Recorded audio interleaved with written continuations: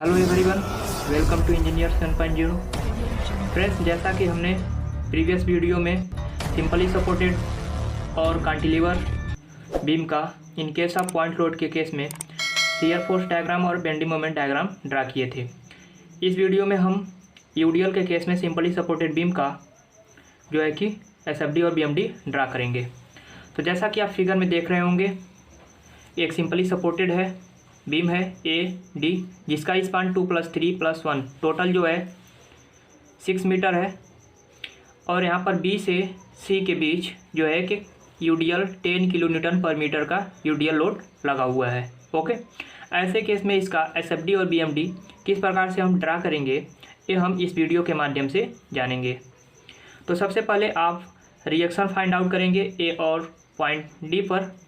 क्योंकि आप reaction find out करना जानते होंगे, इसलिए मैंने पहले भी रिएक्शन फाइंड आउट कर लिया है। पॉइंट ए पर जो आपका रिएक्शन आएगा 12.5 किलोन्यूटन आएगा, ठीक है। और पॉइंट डी पर जो रिएक्शन आएगा 17.5 किलोन्यूटन आएगा।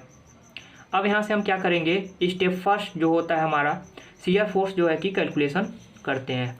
ओके, शियर फोर्स में क्या होता है कि हम शियर फोर्स में कैलकुलेशन करते वक्त क्या करते हैं कि जो अपवर्ड फोर्स होता है साइन कन्वेंशनल को अपवर्ड हम मान लेते हैं पॉजिटिव और डाउनवर्ड को हम नेगेटिव मान के चलते हैं। तो सबसे पहले हम शियर फोर्स फाइंड आउट करेंगे पॉइंट ए पर, ठीक है। पॉइंट ए पर क्योंकि ये रिएक्शन अपवर्ड लगा हुआ है, तो शियर फोर्स एट पॉइंट ए यानी कि पॉजिटिव हमने अपवर्ड माना हुआ है, तो शियर फोर्स एट पॉइंट ए हो जाएगा आर ए का वैल्यू हमने फाइंड आउट कर लिया है 12.5 किलो न्यूटन। ओके, ये हो गया shear force at point A. इसी प्रकार shear force at point B पर निकालेंगे।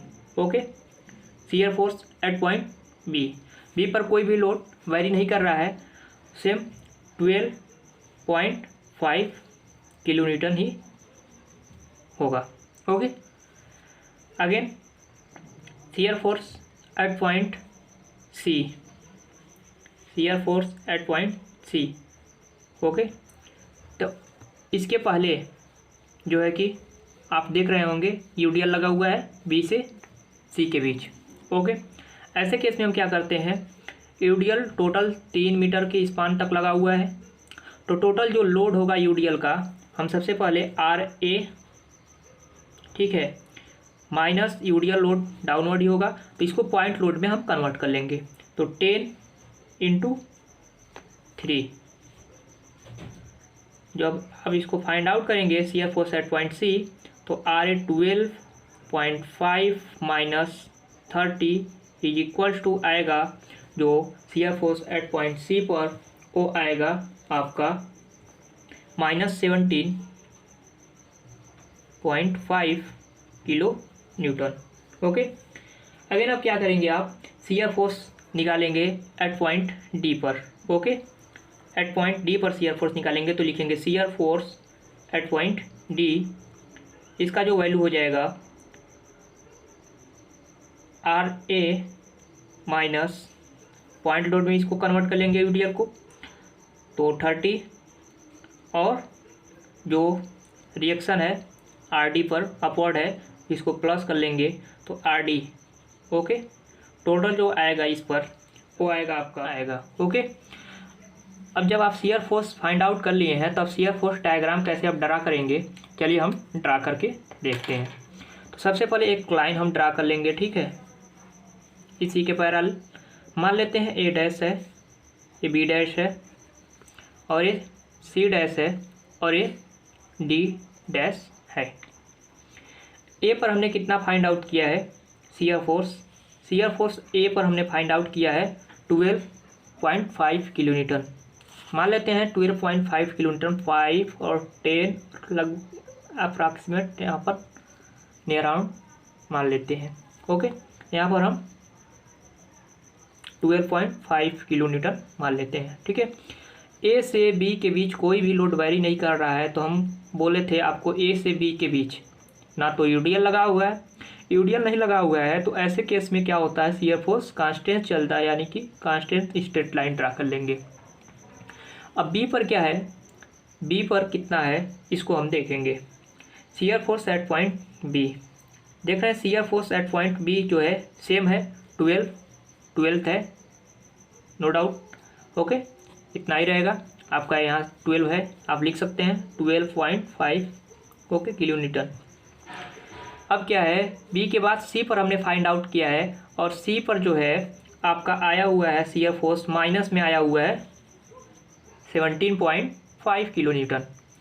तो माइनस में नीचे जाएंगे तो 12.5 है, तो इसके अपेक्षा मान लीजिए 12 यहाँ है और -17 यहाँ लगभग आएगा आपका, ठीक है।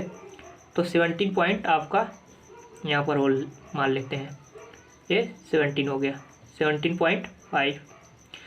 अब सी से डी के बीच कोई भी लोड वेरी नहीं कर रहा है, तो इसी प्रकार स्ट्रेट ड्रा होगा इसके। और डी पर कहा है shear force at point D पर जो है कि 0 है, तो 0 तक आप चले जाएंगे ऐसे, ठीक है। अब मैंने बताया था कि यूडीएल के केस में शियर फोर्स जब ड्रा करते हैं हम, तो इंक्लाइन लाइन ड्रा करते हैं। ऐसे केस में क्या करेंगे हम इंक्लाइन ड्रा करने के लिए पॉइंट बी डैश को और यहाँ से इसको हम इंक्लाइन मिला देंगे, ठीक है। तो हम इंक्लाइन इसको मिलाने का प्रयास करते हैं। तो आप कुछ इस प्रकार से इसको इंक्लाइन मिलाने, ओके। तो ये हो गया आपका शियर फोर्स डायग्राम। इसे आप चाहे तो शैडो कर सकते हैं हल्का फुल्का। ये आपका नेगेटिव हो गया और ये पॉजिटिव। टोटल आपका ये शियर फोर्स डायग्राम बन गया, ओके।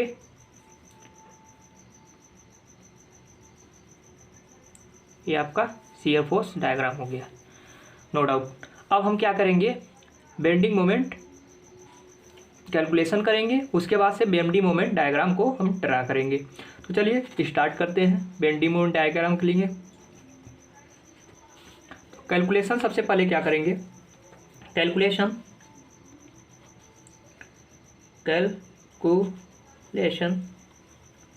बेंडिंग मोमेंट हम मान लेते हैं लेफ्ट टू राइट जाएंगे, तो क्लॉकवाइज क्या होता है, साइन कन्वेंशनल पॉजिटिव, और एंटी क्लॉकवाइज निगेटिव हम लेते हैं इन case of bending moment from किधर से, लेफ्ट।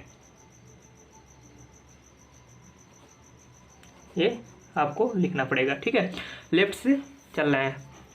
तो shear force bending moment at point हम ए पर बेंडिंग मोमेंट एट पॉइंट ए पर फाइंड आउट करेंगे आप, ठीक है। बेंडिंग मोमेंट एट पॉइंट ए पर तो आपका 0 किलो न्यूटन मीटर आएगा, ओके। इस प्रकार अब बेंडिंग मोमेंट आप बी पर फाइंड आउट करोगे, तो इसके लिए हम इस जो है कि फिगर में, इसी बेंडिंग मोमेंट में हम आपको पॉइंट ऑफ कॉन्ट्राफ्लेक्सर कैसे फाइंड आउट करते हैं, तो इसके लिए हम बेंडिंग इक्वेशन हमें बनाना पड़ेगा। तो बी से सी के पार्ट के लिए हम लिख सकते हैं पार्ट बी से सी, ओके। बेंडिंग मोमेंट यानी कि बी एम एक्स हम जो है कि इसके लिए हम एक बेंडिंग इक्वेशन बना लेते हैं। तो सबसे पहले बेंडिंग इक्वेशन बनाने के लिए हम मान लेते हैं यहाँ से पॉइंट ए से हम लेफ्ट से राइट की तरफ जा रहे हैं, तो पॉइंट ए से हम मान लेते हैं ए सेक्शन, मान लेते हैं एक सेक्शन, ठीक है, x1 ये यहाँ से यहाँ तक की डिस्टेंस हम x मान लेते हैं, एज्यूम कर लेते हैं, ओके। अब क्या करेंगे, ये 10 किलो न्यूटन का है और ये टोटल डिस्टेंस यहाँ से यहाँ तक x है, ठीक है। इसके लिए हम बेंडिंग मोमेंट फाइंड आउट करेंगे। तो सबसे पहले तो आर ए मान लेते हैं, इस पॉइंट पर हम इस सेक्शन पर bending moment point find out कर रहे हैं। तो ये यहाँ से यहाँ तक की जो डिस्टेंस कितना है, हमने x मान रखा है, तो R A into X, okay, no doubt. Clockwise होगा इस सेक्शन के अबाउट, ठीक है, x1 के। अब है पॉइंट बी पर कोई लोड वेरी नहीं कर रहा है, यूडीएल वेरी है। तो यूडीएल कितना है 10। UDL clockwise anti clockwise rotate करेगा। एंटी क्लॉकवाइज क्या है, नेगेटिव हमने माना है, ठीक है। तो 10 ये लोड हो गया, यूडीएल है। डिस्टेंस यहाँ से यहाँ तक कितना होगा, यहाँ से यहाँ तक x है, तो यहाँ से यहाँ तक कितना डिस्टेंस होगा, x माइनस ये 2 कर देंगे, तो x माइनस 2 कर देंगे। तो x माइनस 2 है, ये टोटल डिस्टेंस हो गया, ये तो आपका टोटल लोड हो गया। अब इसमें क्या करेंगे, इसका पॉइंट किसी पॉइंट पर वेरी करेगा, तो ये जो डिस्टेंस है टोटल यहाँ से यहाँ तक का, इसका हम हाफ कर देते हैं, यानी कि x माइनस 2/2। ओके, ये आपका हो गया बेंडिंग इक्वेशन। अब इस बेंडिंग इक्वेशन के माध्यम से आप पॉइंट बी और सी पर जो है कि बेंडिंग मोमेंट फाइंड आउट कर सकते हैं। तो चलिए हम फाइंड आउट करते हैं। Bending moment at point B पर देख लेते हैं। x कितना है, x बराबर b पर 2, यहाँ से यहाँ तक कितना है 2, a से b की दूरी 2 मीटर, तो x बराबर 2 पर, यानी कि bending moment at point B पर आर ए कितना है, आर ए आपने फाइंड आउट किया है रिएक्शन 12.5, x का मान हमने माना है 2 माइनस 10 इंटू एक्स का वैल्यू हमने 2 माना है 2 minus 2, okay 2 minus 2 divide by 2, ये हो गया 0। और ये आप जब इसका मल्टीप्लाई करोगे तो आएगा bending moment at point C पर बी पर कितना आएगा आपका, वो आएगा 25 kilo newton metre, okay no doubt. इसी प्रकार बेंडिंग मोमेंट आप सी पर, क्योंकि यहाँ तक सेक्शन के लिए आपने सेक्शन मान लिया है, एज्यूम किया, तो सी पर भी आप इसी के माध्यम से फाइंड आउट कर सकते हैं। तो bending moment at point C, X बराबर कितने डिस्टेंस पर, एक्स बराबर है आपका 3 + 2, टोटल क्या है, ए से सी की डिस्टेंस कितनी है 5, तो 5 मीटर की दूरी पर bending moment at point C पर। तो 12 इसी इक्वेशन में है, जो है एक इक्वेशन है आपका, ठीक है, बेंडिंग की इक्वेशन, इसी इक्वेशन में आपका x का वैल्यू 5 पुट करना है।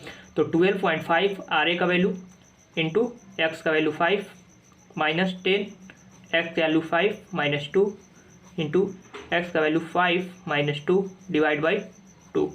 जब आप इसको सॉल्व करोगे तो आपका जो आंसर निकल के आएगा वो आएगा 17.5 kilo newton, okay 17.5 kilo newton metre, ये आपका वैल्यू आएगा bending moment at point C पर, ओके। अगेन अब आपको क्या करना है, bending moment at point D पर फाइंड आउट करना है, ठीक है। तो bending moment at point D, तो ये जो इक्वेशन आपने बनाया है ये केवल सी तक के लिए है, ठीक है। अब डी के लिए आपको, क्योंकि इधर कोई लोड वेरी नहीं कर रहा है, तो आप जो है इसके पहले जितने भी ये यूडीएल है इसको पॉइंट लोड में कन्वर्ट करके जो है आप इस पॉइंट डी पर बेंडिंग मोमेंट फाइंड आउट कर सकते हैं। तो हो जाएगा आपका आर ए डी पर टोटल स्पेन कितना हो गया 2 + 3 + 1 6, R A multiply by 6, clockwise rotate कर रहा है positive.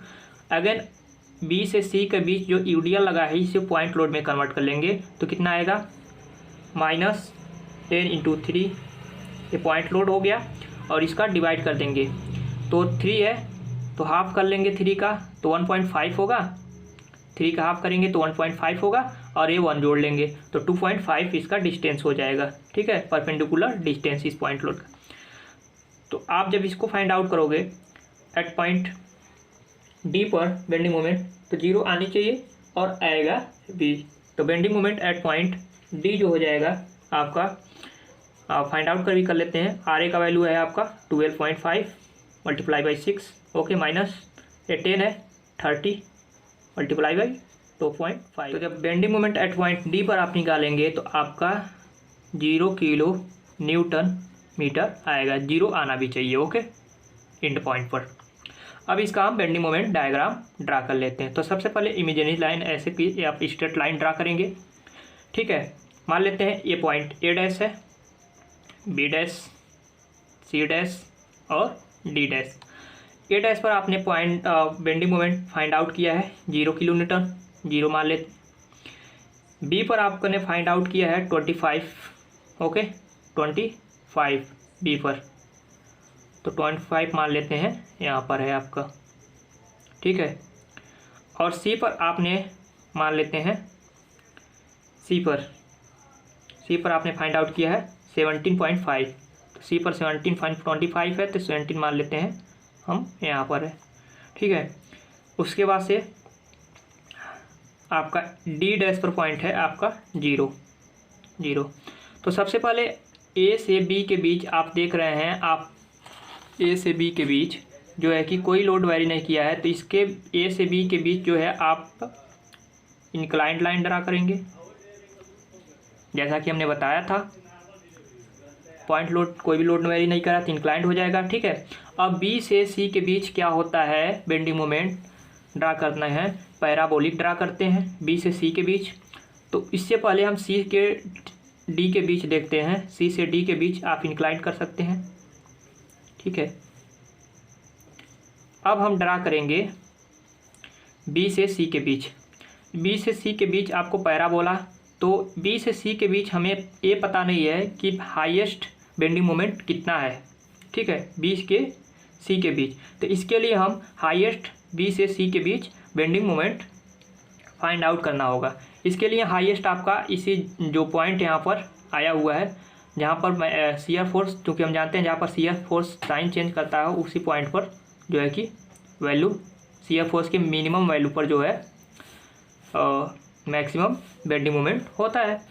In case of maximum bending moment हम सॉल्व कर लेते हैं। इन case of maximum bending moment क्या होता है, इन case of maximum bending moment कैसे फाइंड आउट कर लेते हैं, पॉइंट ऑफ कॉन्ट्राफ्लेक्सर हमको फाइंड आउट करना है। पॉइंट ऑफ कॉन्ट्राफ्लेक्सर होता क्या है, तो जहाँ पर आपका बेंडिंग मोमेंट साइन चेंज करता है उसी हम पॉइंट ऑफ कॉन्ट्राफ्लेक्सर करते हैं, लेकिन यहाँ पर बेंडिंग मोमेंट आपका साइन चेंज करेगा नहीं। ऐसे केस में आपको मैक्सिमम बेंडिंग मोमेंट ज्ञात करना है, तो इसके लिए maximum, in case of maximum bending moment formula जो होता है dmx/dx, इसका अवकलन कर देंगे तो d इज इक्वल टू किसके बराबर होता है, 0 के, ओके। ऐसे में d/dx किसका, mx, यानी कि जो इक्वेशन है, बेंडिंग इक्वेशन जो आपने ये बनाया हुआ है, इसी का आपको जो है कि अवकलन करना है, ओके। तो बेंडिंग इक्वेशन आपका RA इंटू एक्स, 2 से 10 कैंसिल कर देंगे तो 5 हो सकता है, 2 से 10 5, और x-2 यानी कि x-2 का होल स्क्वायर आप लिख सकते हो इसको, ठीक है। अब इसका आप जो है कि डिफ्रेंशिएट कर दोगे, ठीक है। तो RA आएगा -2, इधर हो जाएगा 2 into 5 into x-2 is equal to 0, ये आएगा। RA का वैल्यू कितना है, 12.5, RA का वैल्यू वहाँ पर है 12.5 kilo Newton, minus 10 into x minus और प्लस हो जाएगा 20, ओके,